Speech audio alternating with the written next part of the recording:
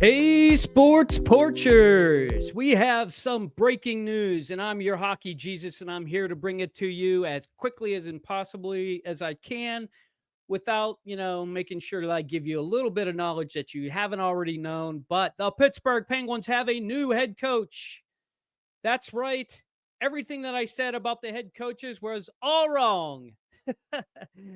The Pittsburgh Penguins today hired Dan Muse as their next head coach to coach the Pittsburgh Penguins upon the departure of Mike Sullivan. Hey, if you don't know who I am, I'm the Hockey Jesus. I'm here to bring you breaking news on the Pittsburgh Penguins. I love the Pittsburgh Penguins. Currently, I'm checking out the NHL playoffs, so hopefully you've been catching some of that coverage. But my passion lies with the Pittsburgh Penguins. And I tell you, today is just a very exciting day for Pittsburgh fans, myself included. Let's get to who this guy is. Dan Muse. Well, honestly, nobody saw this coming. Nobody had Dan Muse on their bingo card. I can promise you that. But let's dig into a little bit about what this means for the Pittsburgh Penguins in their future. Dan Muse, born in Canton, Massachusetts. So, hey, FSG group, you got your Boston guy. So good for you.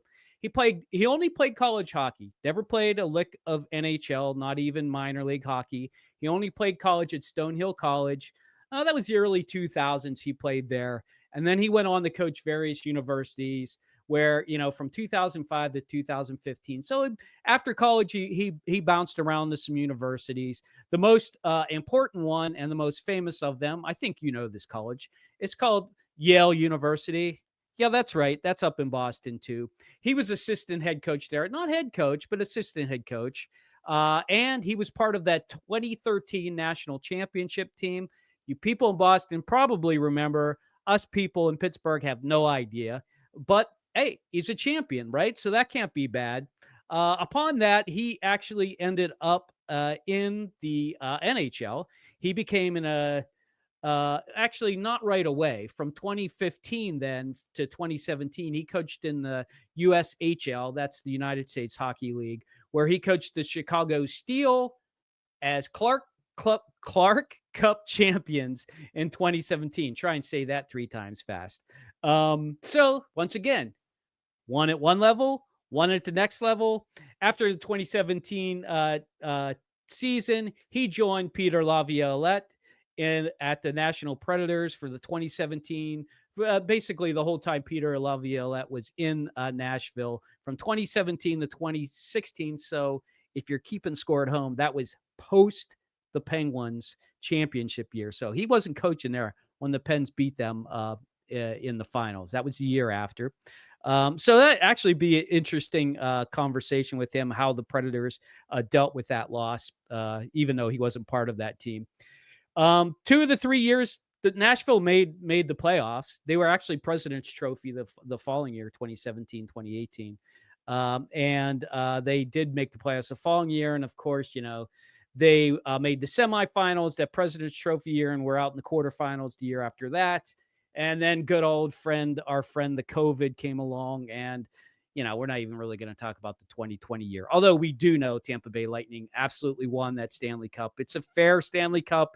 No asterisk. They won. So after that, I think Laviolette got canned.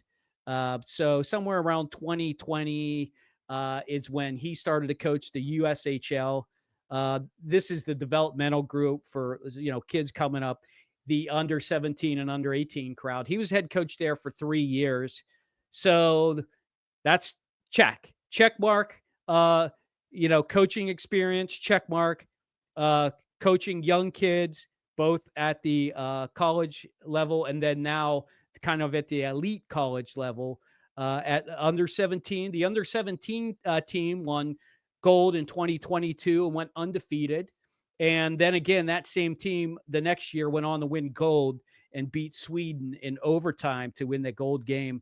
And he was the head coach there. So I think that's pretty big news. Everybody might be around there saying, hey, who's this guy from the New York Rangers? This guy has much more experience than just with the New York Rangers.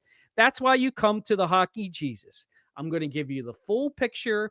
I'm going to give you a good snapshot of who this guy is.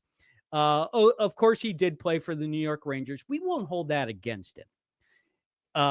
and essentially when he played for the Rangers and played for the Predators, he was a bit of a specialist in the penalty kill area.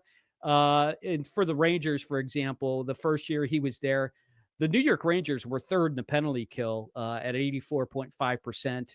And they dropped the next year after that. Probably had to do with, different personnel. Look, he was in a team that had some superstars. Panarin was there. So it's not like he doesn't have experience coaching superstars. He clearly, this is clearly a hire for the young. There's no doubt about it. I think, though, I think he'll be able to handle the Sidney Crosbys and the Malkins and the Latangs of the world. I don't know about the Carlsons. I don't know. Can anybody handle Eric Carlson? I don't hold that against him if he can't handle Eric Carlson, but I can tell you one thing. This is a very good hire for the Pittsburgh Penguins. I'm pretty excited about it. One, because it's a guy you don't know about. So we're going to give him a little bit of time to, get accomplished, get set in here in the Berg. Hey, Dan, if you want to know about restaurants, give me a call. Drop me a DM. I'll hook you up on where to go. I'm a Pittsburgh guy. I can tell you all the back roads to take to get the PPG Arena, especially if you're coming in from the north or the east. I got you covered, Dan. So welcome to Pittsburgh, Dan Muse. Let's show a little picture of who this guy is on the way out. And I tell you what, I'll see you guys in the next one. Here's your head coach. This is what he looks like. He's the man, Dan Muse. Enjoy the hockey tonight. I'll catch you in the next one.